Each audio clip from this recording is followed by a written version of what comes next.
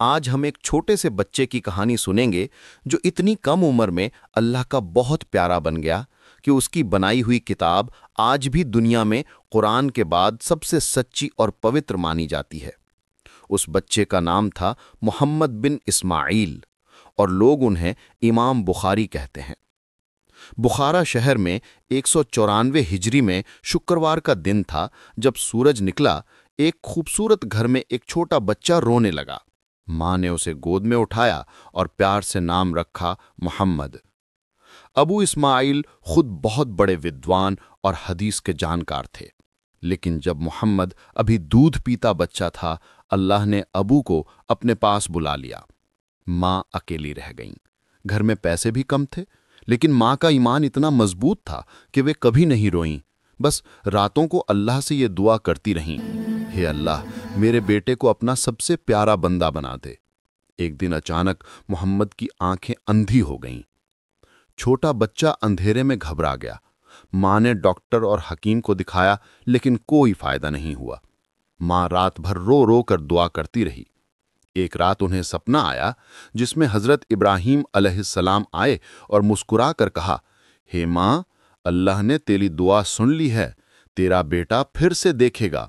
صبح جب ماں اٹھیں، محمد نے کہا، ماں میں سب کچھ دیکھ رہا ہوں۔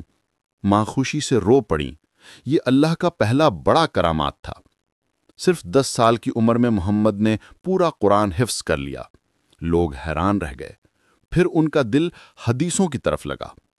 16 سال کی عمر تک بخارا کے سبھی بڑے بڑے ودوانوں سے لاکھوں حدیثیں یاد کر لیں۔ ان کی یادداشت اتنی تیز تھی کہ ایک بار سنتے اور کبھی نہیں بھولتے۔ لوگ کہتے تھے، یہ بچہ تو اللہ کا چنا ہوا ہے۔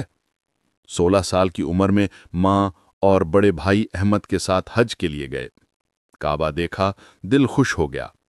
حج کے بعد ماں اور بھائی واپس بخارا جانے لگے تو محمد نے کہا، ماں بنا رسول کی باتیں سیکھے کیسے واپس جاؤں؟ مجھے روک دو۔ ماں نے آنسوؤں کے ساتھ ہاتھ رکھ کر دعا کی، میرا بیٹا اللہ تمہیں کامیاب کرے۔ اور پھر شروع ہوا وہ سفر جو ان کی پوری زندگی چلا۔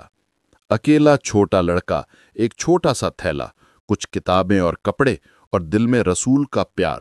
مکہ، مدینہ، بصرہ، کوفہ، بغداد، دمشق، مصر، نیشاپور، جہاں بھی حدیث سننے والے شکشک تھے وہاں پہنچ جاتے۔ کبھی اونٹ پر، کبھی پیدل، کبھی ناؤ میں۔ پیسے ختم ہو جائیں تو دن بھر روزے رکھتے اور رات کو مسجد میں عبادت کرتے۔ کبھی کھانا نہ ملے تو پانی پی کر سو جاتے، لیکن کبھی شکوہ نہیں۔ ایک بار بغداد میں 10 بہت بڑے ودوان اکتر ہوئے۔ انہوں نے 100 حدیثیں سنائیں اور سبھی کی سندوں کی جانچ کی۔ پھر امام بخاری کو بلایا اور کہا، بیٹا یہ حدیثیں سناؤ۔ امام بخاری چپ چاپ بیٹھ گئے۔ سبھی سماپت ہونے کے بعد انہوں نے ایک ایک کر کے بتایا، یہ حدیث اصلی میں اس طرح ہے، یہ سند غلط ہے، صحیح یہ ہے۔ 100 میں سے ایک بھی غلطی نہیں رہی۔ سارے ودوان شرمندہ ہو گئے اور بولے، آج ہم نے اپنے جیون کی سب سے بڑی پریکشا دی۔ ایک اور پیارا سا واقعہ۔ مصر میں ایک بہت بڑے ودوان کے پاس درلبھ حدیثیں تھیں۔ امام بخاری صبح صبح ان کے گھر پہنچے۔ ودوان باہر آئے تو انہوں نے خالی ڈبہ اٹھایا اور اونٹ سے کہا، آجا بیٹا تیرے لیے دانہ لایا ہوں۔ اونٹ آیا، ڈبہ سونگھا، خالی دیکھ کر واپس چلا گیا۔ امام بخاری شانت ہو کر لوٹ گئے۔ چھاتروں نے پوچھا، استاد اتنی دور آئے تھے، ملے بھی نہیں، پھر واپس؟ انہوں نے کہا، جو ویکتی اپنے اونٹ سے جھوٹ بولے وہ رسول صلی اللہ علیہ وسلم کی بات میں کیوں جھوٹ بولے گا؟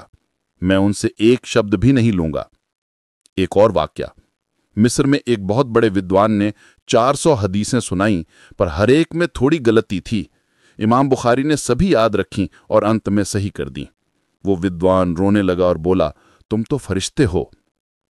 کل 6 لاکھ حدیثیں سنی، لیکن جب کتاب لکھنے بیٹھے تو صرف 7,500 ہی رکھیں، باقی چھوڑ دیں کیونکہ تھوڑی بھی شنکا ہو تو سویکار نہ کریں۔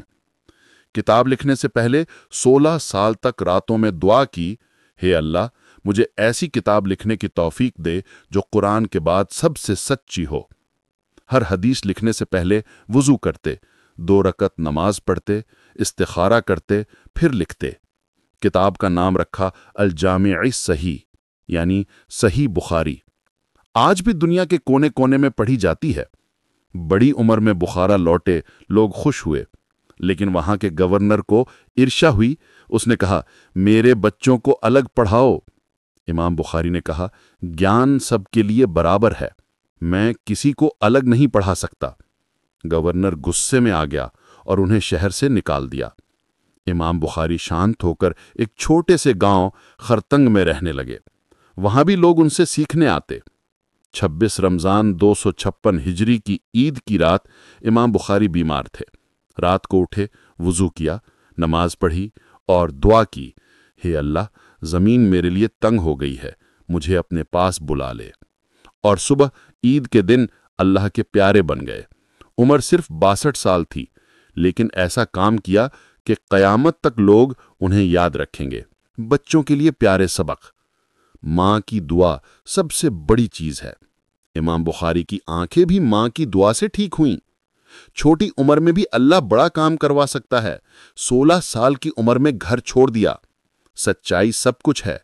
ऊंट वाला वाकया याद रखो, छोटा झूठ भी नहीं चलता।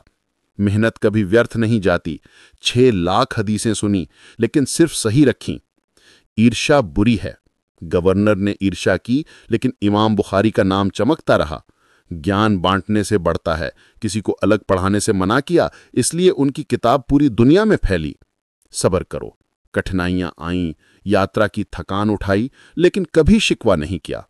बच्चों, आज से वादा करो, रोज कुरान और हदीस की एक छोटी सी बात याद करो। कभी झूठ मत बोलो, भले खिलौने के लिए ही क्यों ना हो। माँ बाप की दुआ लेते रहो, मेहनत करो, अल्लाह जरूर बड़ा नाम देगा। सच्चाई अल्लाह हम सब सबको कुछ है। इमाम बुखारी जैसा नेक, सच्चा और मेहनती बनाए। आमीन।